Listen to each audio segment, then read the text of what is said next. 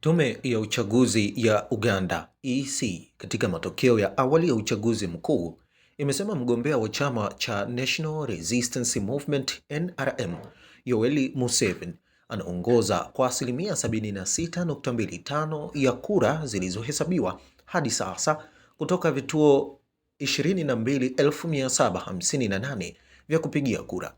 Kwa mujibu wa mwenyekiti wa tume ya uchaguzi Jaji Simeon Byabakama, matokeo ya awali yanatokana na kura halali milioni 5,194,338 zilizohesabiwa hadi sasa.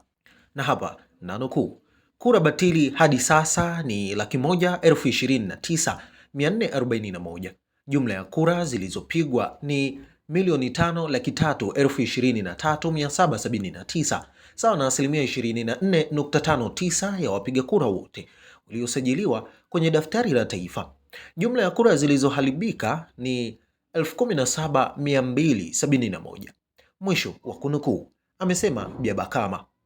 Tovuti ya Daily Monitor wa nchini Uganda imeeleza kuwa matokeo ya awali yaliyotolewa na tume hiyo leo Ijumaa asubuhi, Januari 16 mwaka 2026, yanaonyesha kuwa mpinzani wake wa karibu Robert Kyagulanyi maarufu Bobi Wine wa chama cha National Unity Platform NUP anafuata kwa kupata kura milioni 1,312,047, sawa na asilimia 19.85 ya kura zote zilizohesabiwa hadi sasa. Jumla ya Waganda milioni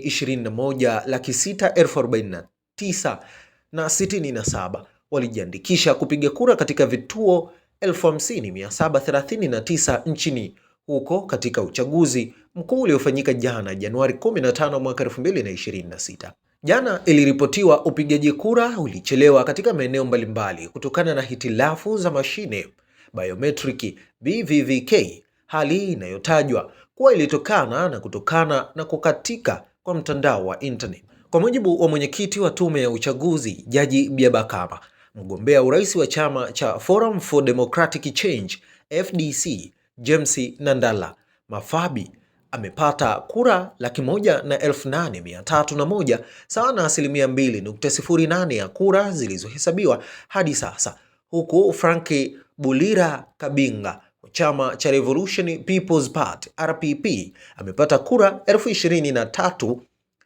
23,267 sawa na asilimia 0.45 ya kura halali zilizohesabiwa.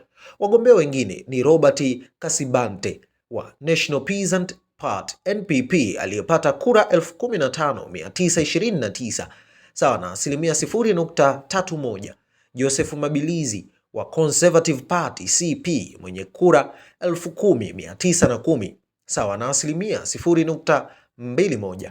Meja Jenerali mstaafu Gregory Muntu wa Alliance for National Transformation ANT aliyepata kura 29,504 sawa na asilimia 0.57, na Bubakari Munyangwa wa Common Man's Party CMP aliyepata kura 14,742 asilimia 0.28 tu.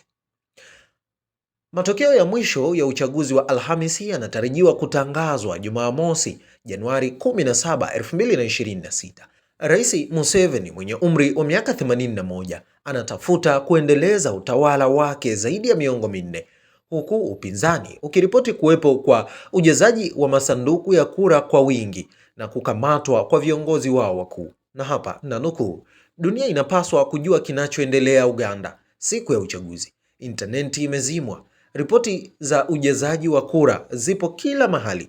Viongozi wetu wakiwemo naibu rais wa kanda ya Magharibi wamekamatwa. Mawakala na wasimamizi wetu wengi wametekwa nyara na wengine kufukuzwa vituoni.